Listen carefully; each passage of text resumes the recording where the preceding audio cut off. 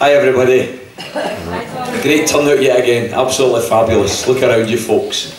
This is democracy in action. This is democracy in action.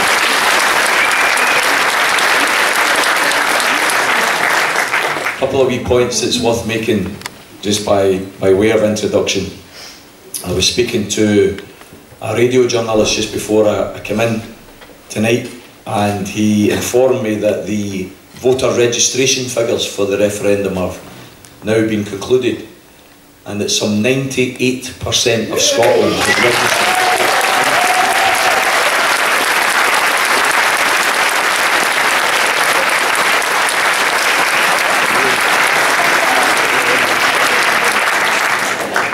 Over 350,000 people have registered to vote in the last 5 weeks alone. 350,000 people.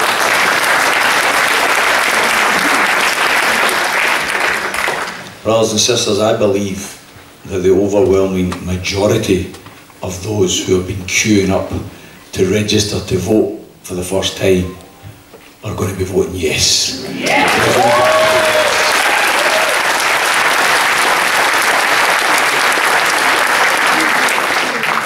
I had a chat with a journalist whose name will remain nameless in case he gets the bullet, from the Daily Record. Did you see the Daily Record a couple of weeks ago there? They had it was edited by Alistair Darling for the No campaign. I don't know if you've seen it. I couldn't tell the difference for any other day, I've got to say, but there you go. But he made the point to me, this journalist, he says, you know, well, that's stupid. We've not managed to point this out to people. There's an opinion poll in the Daily Record, and it's been lauded in the front page, and it's all about the lead for the No campaign. And inside you'll see it says divided nation, and it's got west of Scotland, yes, 51.3%, no, 39.4%. And then it's got South Scotland, yes 38%, no 55.1%. They've no weighted it. You see, what they've done, and it's actually quite interesting if you look at the picture, the way they've actually coloured it in is a representation of the population of Scotland. They've actually been so stupid with this poll, they've lauded it as a success for no, when in actual fact, because west of Scotland makes up so much of the population of Scotland, if you were to weight this poll, then in actual fact it's a majority for yes. That's the reality of this poll.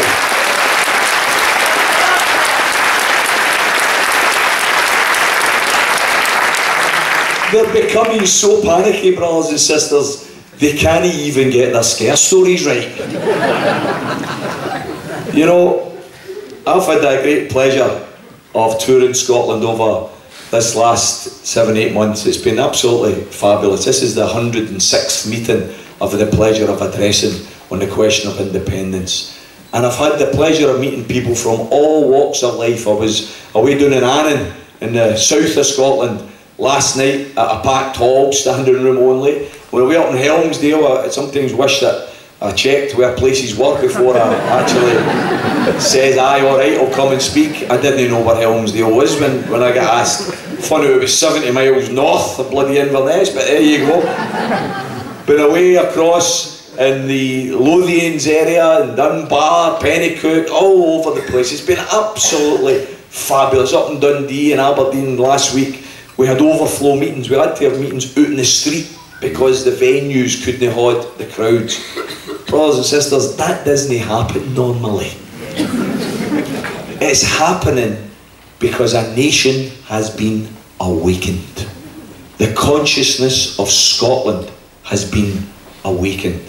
You see, they can send up, as Keir said, the Three Stooges. What do they all have in common, eh? Miliband, Clegg, Cameron. A, they're all millionaires, and B, they're all supporters of austerity. I've got the quote here from Mr. Miliband. Here's Mr. Miliband's quote. Here's Here's what's going to inspire the working class, eh? We will keep to the Tory spending plans if we win in 2015. £25 billion worth of cuts. Vote for us and we'll just cut like the Tories, you know. How inspiring. You wouldn't trust them to run a bloody bath, never mind run a country, would you?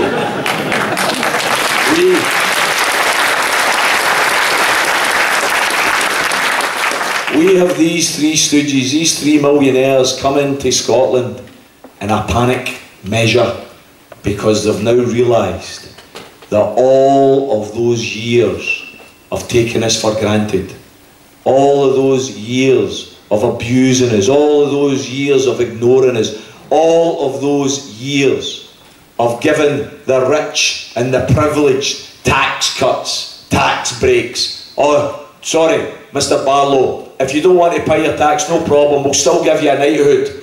But if you're a lone parent who works in the black economy because your GISA is so damn low, we'll give you a criminal record. We're fed up with the hypocrisy. Knighthoods for tax dodgers.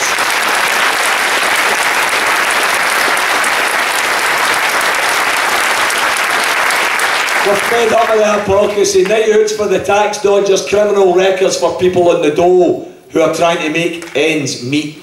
That's unacceptable. And what they've come up with now, brothers and sisters, in my opinion, is far too little, far too late. Agreed. They have come up here now and says, oh, hey, I watched her last night, Helen Bloody Liddle, one of the warmongers extraordinaire, sitting there last night on the telly saying, a no vote isn't about no change, a no vote's about Devo Max. No, it's no. It's no in the ballot paper. How dare you mislead people like that?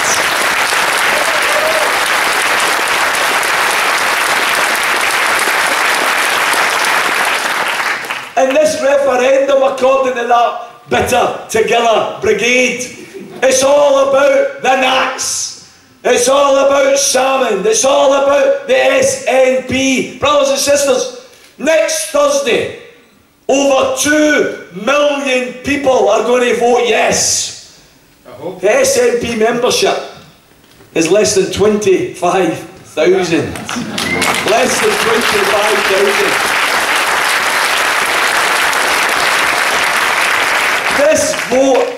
This vote has got nothing to do with whether you're a Nat, nothing to do whether you like Alex Salmon, nothing to do whether you vote the SNP. This vote is about freedom and giving us the opportunity of building a new and a better country. That's what this vote's about.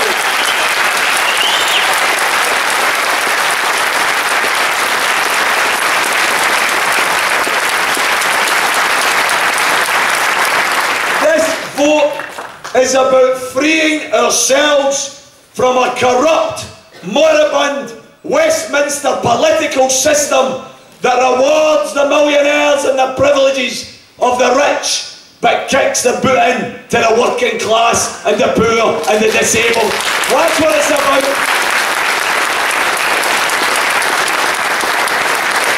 As I've toured the country, some people have said, when I've said it's about freedom, some people have said, oh, come on, Tommy.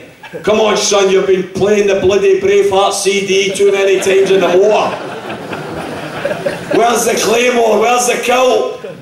Why have you not painted your face for the night's meeting? We're not exactly in prison, we're not exactly in stockade, we're not even in handcuffs, and I know a thing or two about being in handcuffs. By the way, I'm looking around the audience, I think there's quite a few up the back of the so they know a thing or two about being in handcuffs. Just in case there's any gutter journalists in here tonight, none of it for kinky reasons, by the way.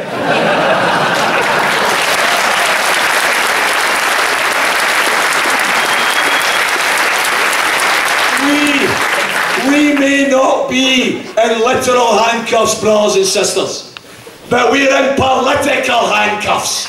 Political handcuffs. We're handcuffed to a Westminster system that gives us nothing but privileges for the wealthy, cuts for the poor. We have got a situation here. Since 1951. Since 1951, Scotland, as a country, has rejected the political creed of greed. Since 1951, Scotland as a country has rejected the political manifesto that dictates the way to motivate the working class is you cut their wages and get them to work longer. But the way to motivate the ruling class is you cut their taxes and increase their bonuses. We as a country have rejected the political manifesto of the Tories, which determines that public services are for sale to the city spivs in London to make them even richer than they already are. Since 1951, this country has rejected Tory governments at every single election. Here's the political handcuffs. Even though since 1951 we've rejected Tory governments, since 1951 we've had to endure 35 years of Tory government that we never voted for. That's the political handcuffs. That's what we mean. And for anybody in this hall tonight that's came along undecided, that wants to hear an argument why they should vote yes next Thursday, please go home and speak to your young sister, your young brother, speak to your son or your daughter, speak to your grandson or your granddaughter and say to them, I'm voting yes next Thursday because I'm going to save the future generations from ever having to endure a Tory government in Scotland.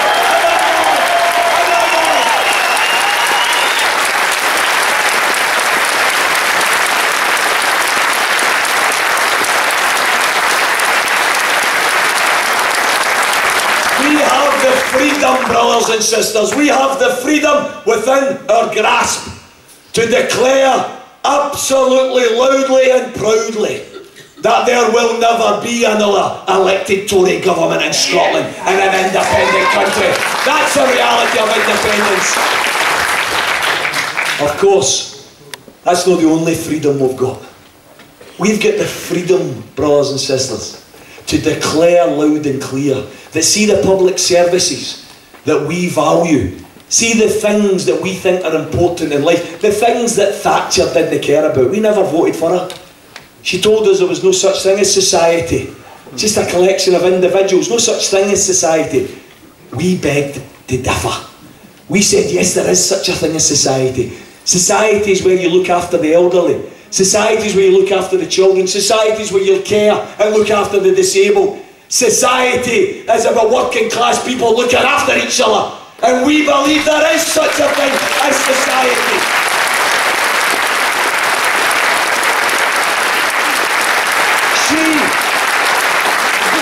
She despised us for thinking that. That's why she tried to deindustrialise and destroy our communities. I remember visiting 1984 at the start of the miners' strike, visiting Cumnock, visiting Killock, visiting Bilston Glen, visiting communities that had full employment, visiting communities where there was hope and there was aspiration, visiting communities that didn't know about poverty, didn't know about heroin. Brothers and sisters, they know about poverty now, they know about heroin now because of that bastard and what she did to our communities in Scotland.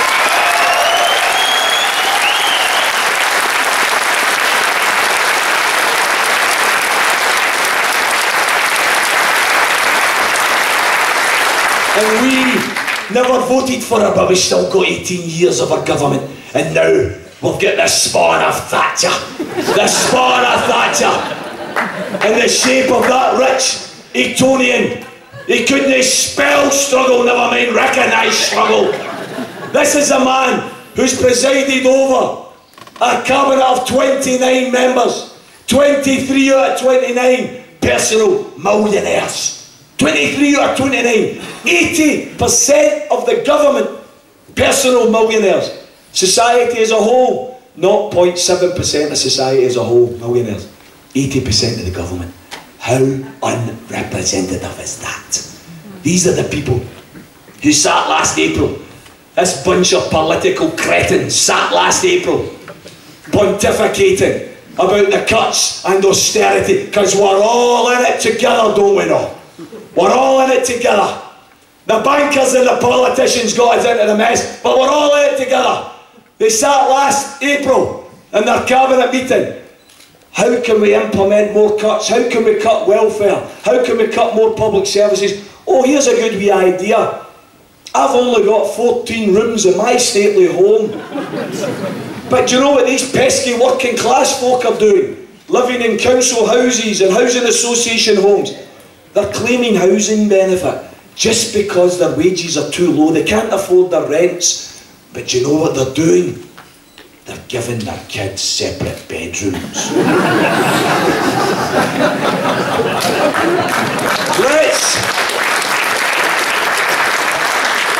Let's attack the poor for the crime of being poor. Let's introduce a bedroom tax. Let's cut their incomes by slashing their housing benefit. And by the way, while we're at it, why don't we get stuck in to that other militant group in society, the disabled? Why don't we attack disabled citizens whose only crime in relation to social housing was to go to a housing office and say, here's my housing needs. I've got a wheelchair, I've got a dialysis machine, I've got a full-time carer who's had to give up their job because they love me. Give up their job to be my full-time carer. I don't sleep at night because of my disability. They need a spare bedroom to sleep or they won't be able to care for me. The state would have to provide somebody. That's why I need a spare bedroom. And this bunch of swine turn around and say, oh, we're going to cut your housing benefit. 70% of the victims of the bedroom tax, disabled citizens. That's how cold and cruel and callous these swine are. 100% of the victims were poor. That's what they passed last April. And in the same meeting, they then decided, why don't we help out the chaps and chapesses who are paying too much tax? Those on incomes of £150,000 a year and more, why don't we cut their tax from 50 pence in the pound to 45 pence in the pound? The result of that decision, 13,000 millionaires in Britain today pay £100,000 a year less in tax than they did last year. Brothers and sisters, bedroom tax for the poor, tax cuts for the millionaires, all in it together. My arse, we're all in it together. My arse.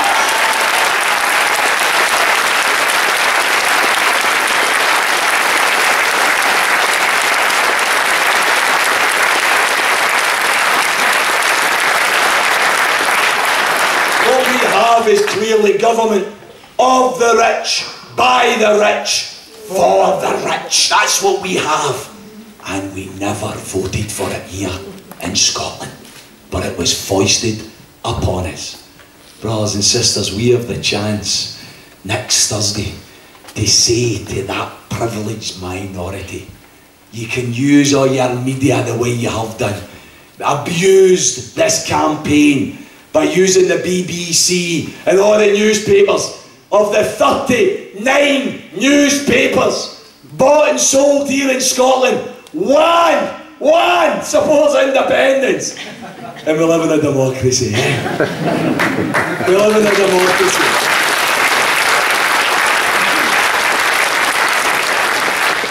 I debated at Edinburgh College the day with a guy called Vince who was arguing for a no vote for the Labour Party.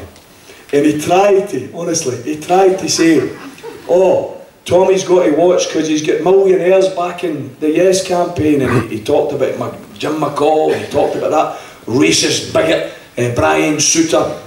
And I said, well, okay, we may have a few odd millionaires that have strayed in to the Yes campaign. But can we examine the record of who's backing the No campaign? Can we look at the Millionaires United? I'm not just talking about the bigots of the Orange Order and UKIP, the BNP, the Britannica Party, and all of those others. I'm talking about your Royal Banks of Scotland, your Lloyds, your BPs, your Shells. This is a millionaire motivated campaign. They are trying to tell you we're better together. Brothers and sisters, they are better together. We are not better together. That's the reality. That's the reality.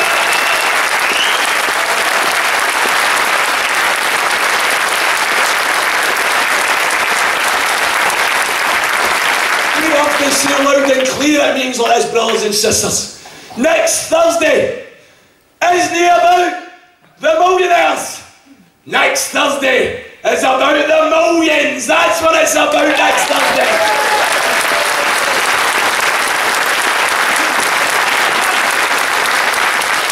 It's about the ordinary folk in every part of Scotland who have been told for decades, you're no good enough, you're no smart enough, you're no rich enough, you're no big enough. Yay. Brothers and sisters, we're going to answer that. We're going to answer that next week, because you see, we have the freedom within our hands to save essential services that they want to privatise. You see, the health service is up for privatisation right now in England. That's what's happening to it. You don't see it there. The Scottish media don't report it. They didn't report the Jarrow March that landed in London last weekend. Tens of thousands all across England marching. Why were they marching? Not against unemployment, but the original Jarrow March. They were marching against health privatisation. Why? Because the Health and Social Care Act 2012 has removed the duty and legal obligation on the Secretary of State for Health in England to provide free and universal health care to the citizens of England. It's gone. It doesn't exist any longer. They are now introducing a new market. 60 different private companies have been invited in to provide health care to the citizens of England based on personal insurance. PricewaterhouseCoopers, Royal Bank of Scotland, the Virgin Money. What do they know about health care? Bugger all. What do they know about making money? Plenty. That's what's happening. They've modelled it in the United States of America, where when you go to hospital, they don't reach for your pulse, they reach for your wallet. That's what they've modelled it on. That's what they're doing in England right now. Education. By the way, as a socialist fighting for independence, I've got to say to you, here in Scotland, the doors to our universities are open slightly wider than they are in England. I don't want to keep them slightly wider. I want them open much wider. In an independent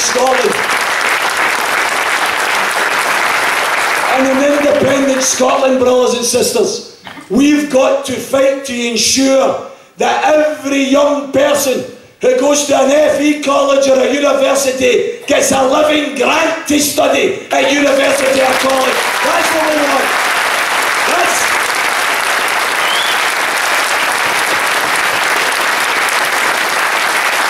That's the increased accessibility we want. But right now in England, what do you have? Upfront tuition fees, £9,000 a year. £9,000 a year. They expect it to go up to 11,000 within 2 years. At least here in Scotland we've managed to keep upfront tuition fees off the agenda. For now. I'm fed up with these political ignoramuses, these economic illiterates, and this Better Together campaign who say, oh, don't worry about a no vote, don't worry about a no vote. The health service will be safe. Education will be safe. Because it's devolved to the Scottish Parliament. Brothers and sisters, don't they understand how it works? We pay our taxes in Scotland. We raise our revenues in Scotland. And then guess what we do with it? We give it to Westminster. And then we go down to Westminster and say, hey, any chance of giving us some money back so we can run our health service and our education service? That's how it works. 19th September, we voted no. We go down to Westminster. Hey, by the way, we know you're privatising your health service and you've got big business in now, providing cancer care, children's care, elderly care. But see up the road there, we've got free prescriptions and free eye tests, and we've got free care for the elderly. We don't want to privatise our health service up the road there. Gonna give us the money. Going to give us the money so we can keep our health service public. It's cheaper than private. And they're going to say, sorry, brother, you get, brother, nobody's come along to hear you. Ian, nobody's come along to hear you tonight, son. You have your own meeting and people can come or not go if they want. I know you're a big no campaigner and you're probably embarrassed your pal sharing a platform with a Tory tonight, but I don't want to hear you. Go listen to George and Ruth Davidson. They're going to say loud and clear, you want extra money off us so that you can keep your health service public. You had your chance. You can sing. You can sing your Flora of Scotland at your Scotland games and your rugby matches. But when it came to the chance to run your own destiny and run your own country, you've bottled it. On your way, you can cut your health service away. We're cutting our health service down here. And when we say, oh, but wait a wee minute, we don't want to introduce tuition fees up the road. We know you charge them down here. Going to give us the money so we don't have to charge it up the road. They're going to say, aye, right. They're going to have a big sniff and they're going to smell the blood of a wounded animal. And they're going to come after us.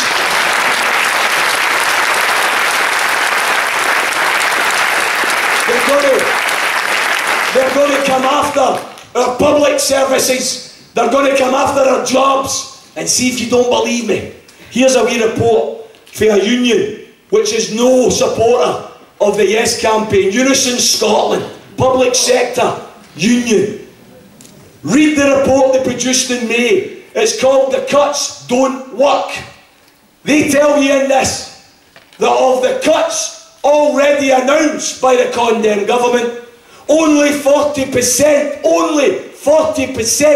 have been implemented. There's another 60% to come. 60,000 jobs. 60,000 jobs in the public sector in Scotland. Local government, health, education. That's what the future holds on the basis of a no vote. Brothers and sisters, people ask me sometimes, how quickly will we feel the benefit of a yes vote? I say 24 hours. 24 hours.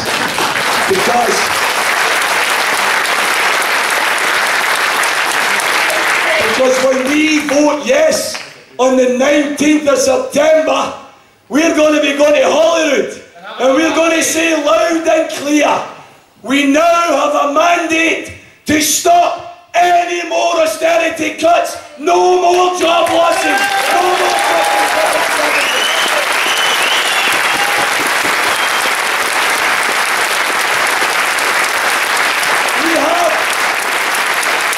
We have the ability to save 60,000 jobs. That's what we can do with a yes vote.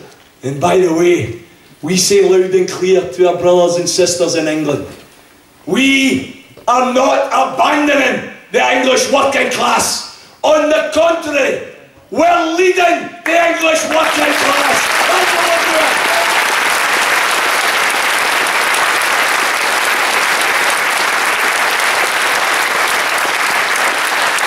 Because when we got independence and we start to invest in health, invest in education, when we introduce a living wage instead of a poverty minimum wage, when we return the mail service to the public sector away from privatisation, when we take steps and measures that are about caring for the communities that we live in, rather than trying to cut them apart, the English working class are going to say loud and clear, hey, if it's good enough for the jocks, it's good enough for us. They're going to rediscover. They're going to rediscover the militant traditions that exist in all of England's history. And they're going to rebuild their organisations to say, hey, the neoliberal economic claptrap on offer for Westminster isn't the only show in town. We will show concretely, materially, that there is an alternative. By the way, that's not the only freedom you've got. You've got the freedom to make sure there's never a Tory government in Scotland again. You've got the freedom to save your health service. You've got the freedom of safe education. You've got the freedom to return the mail service to the public sector. You've got the freedom to get rid of the poverty minimum wage and introduce a living wage. But here's another freedom you've got. Here's a freedom might no mean the same to you as it does to me. Maybe it's because I've been arrested that many times out of trying nuclear submarine bases. That's where the handcuffs come in, by the way. Here's a freedom. Here's a freedom. 19th of September. Wouldn't it make us proud collectively on the 19th of September to be able to stand up and announce to the world, we're different. We're different. See, instead of spending billions of pounds on weapons of mass destruction, immoral, illegal nuclear weapons, we have voted yes because we want to spend that money instead on schools and hospitals and doctors and nurses.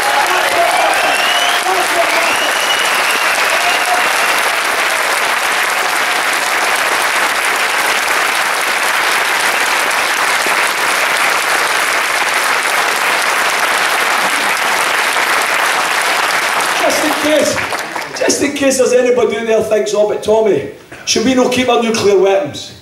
Just in case anybody threatens us? You misunderstand. We don't have retaliatory nuclear weapons.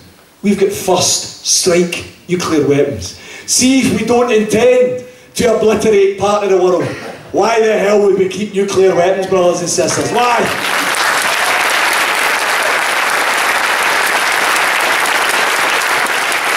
And just in case there's any shadow of a doubt, we don't want to move nuclear weapons. We want to decommission nuclear weapons, brothers and sisters. That's what we want to do. The Ministry of Defence has already done feasibility studies. They looked at Plymouth. They looked at Portsmouth. They concluded that the collateral damage that could arise in the event of an accident meant that it was too high a cost to pay, so they'll just keep them in the Clyde.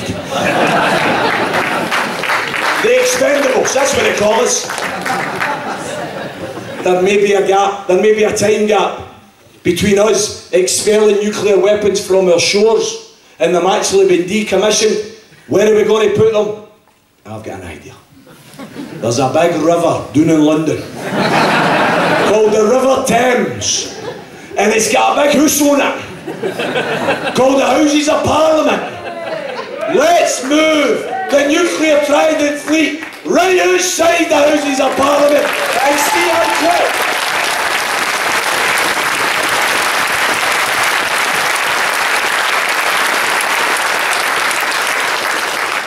And see how quick they decommission them then. You have it within your power, brothers and sisters, to get rid of nuclear weapons, to stand up for peace. Isn't that worth voting yes for in and of itself? Brothers and sisters, some people say, you know, Tommy, you know, you want to spend more in health. You want to spend more in education. You want to build social housing. You want to make sure that there's a living wage instead of a poverty minimum wage. Can we afford that? Do you know it's the easiest question? It's the easiest question to answer. I was on a TV show a few weeks ago with a Bulging, Michael Buffon Patillo. He was sitting across from me in the makeshift studio just up the road there in Edinburgh. And he was sitting there with a big tartan trousers on and all. No pockets in them, by the way. Who needs pockets when you don't use them, eh? When he was a government minister, we paid for everything. Now he's a BBC pundit, we still pay for everything. And he listened to me talking about the potential of an independent Scotland. And I said, in an independent Scotland, we could actually start having joined up political thinking. We could examine and identify social and economic problems like homelessness, like overcrowding, like the housing waiting list. 200,000 people and families are either homeless, overcrowded, or living in damp houses now. We've got over 200,000 unemployed, predominantly young people. Where is the new generation of joiners and plumbers and bricklayers and quantity surveyors going to come from? Why don't we have joined up thinking? Why don't we spend the money to train the new joiners and plumbers and bricklayers to build the houses, to solve homelessness? Why don't we do that in independent Scotland?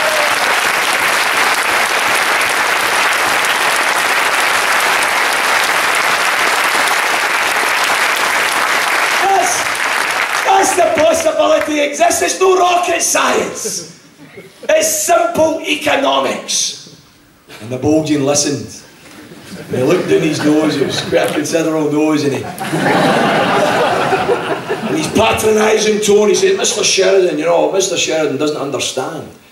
In this independent Scotland, they'll lose England's subsidies. What an ignorant statement. There goes the waste of a very expensive private education.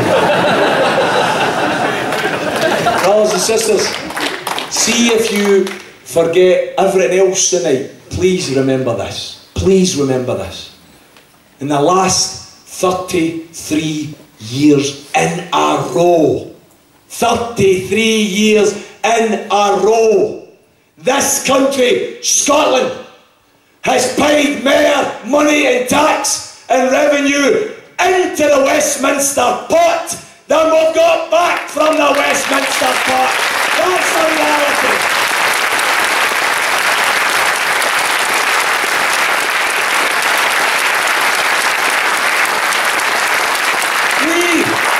We are not subsidy junkies. We are net contributors to the UK economy. And by the way, see if you don't believe me, see if we were subsidy junkies, do you think they'd want to keep us? The reason they want to keep us is twofold. One, because they need their tax and revenue, and two, because they need somewhere to dump their nuclear weapons. That's why they want to keep us.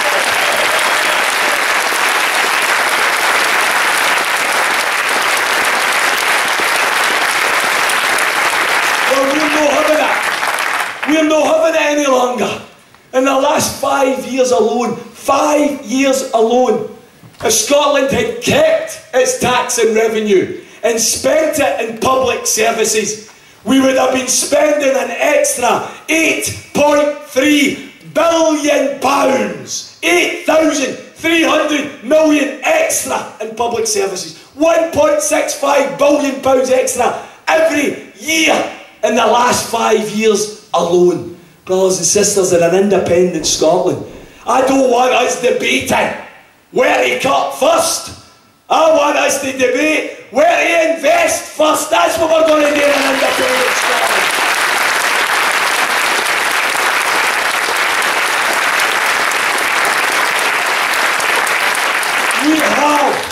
We have the economic wherewithal to be a very successful independent nation. When you get organs like the Financial Bloody Times telling you that you're going to be the 14th richest country on the planet as soon as you become independent, then it does tell you something about the financial capabilities that we've got at our hand. We, however, we've got to be absolutely clear. We're no fighting for an independent Scotland so we say the same. We are fighting for an independent Scotland so that we have a fundamental and irreversible shift in wealth and power from the rich to everybody else in Scotland. That's what we're fighting for. That's what we're fighting for.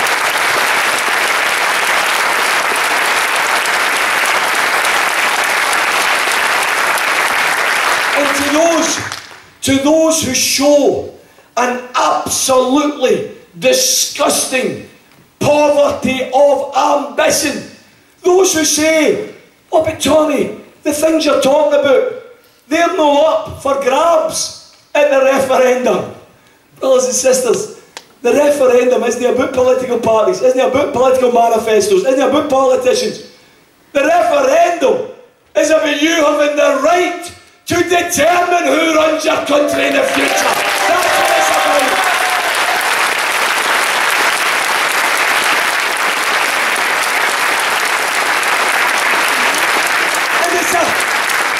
It's a complete and utter poverty of ambition for anyone on the left to say, oh, but the socialist programme isn't up for election next Thursday. We know that. We've got 2 years to build the political forces to get the socialist programme up for election. That's when we can put it forward, brothers and sisters.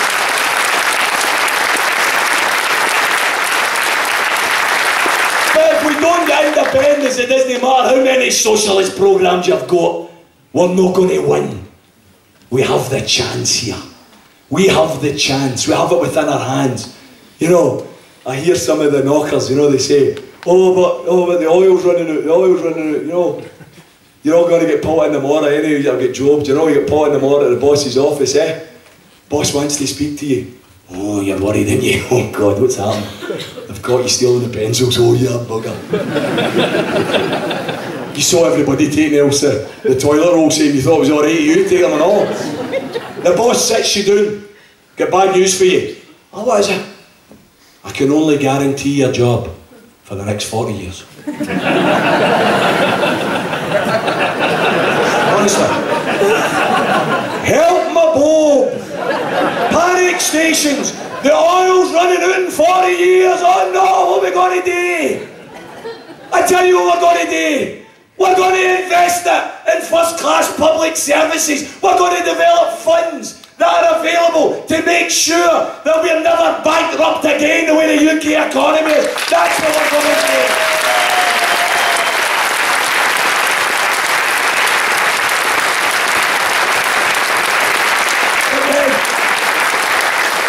But then I think to myself, oh, wait a minute, it's no use raising this. This is a report, Scotland's huge untapped oil wealth. And I thought, it's no use bringing this to you tonight, because you'll have all read this, and you'll have seen it on the telly, and you'll have read about it in the newspapers, because we're in the middle of a big referendum about Scotland's future.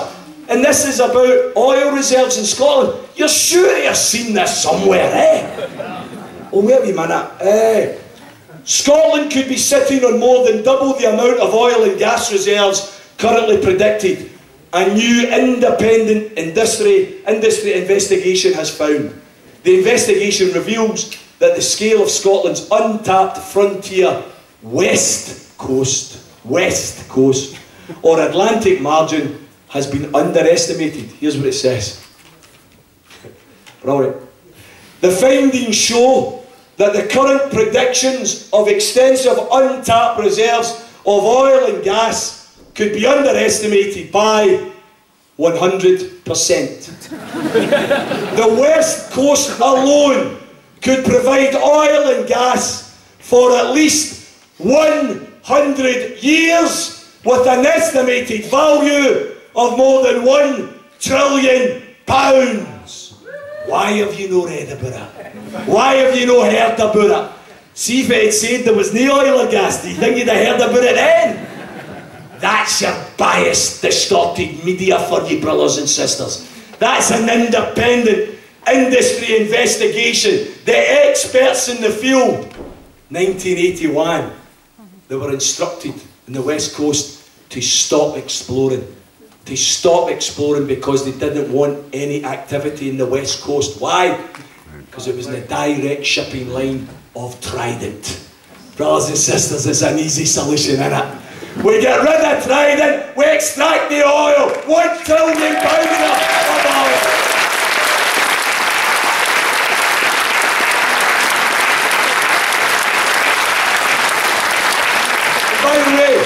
By the way, we don't put all the eggs in the one basket. We use the reserves of oil and gas to invest in wind and wave and solar power. We've already got. We've already got 25% of the whole of the European Union's wind, wave, solar power reserves here in Scotland. 20% of all of the fisheries industry here in Scotland. 60% of all of Europe's oil here in Scotland. And some people say, oh, you can't cope on your own. You're too poor. Brothers and sisters, please, if you do nothing else in the next week, please argue with people that the one reason not to vote independence has got nothing to do with whether we're rich enough, because we certainly are rich enough. I'm going to finish by saying to you, brothers and sisters, I'm going to finish by inviting each and every one of you to think about the words of a song in this next 7 days that I think should be the clarion call for the Yes campaign. When you think about all the powers, all the bigoted millionaires and their media pals, all raged against us, all telling us we can't do it, I want you to think of the words of Something Inside So Strong by Labi Siffre. Brothers and sisters, when they insist we're just not good enough, when we know better, just look them in the eyes and say, we're going to do it anyway. Thank you.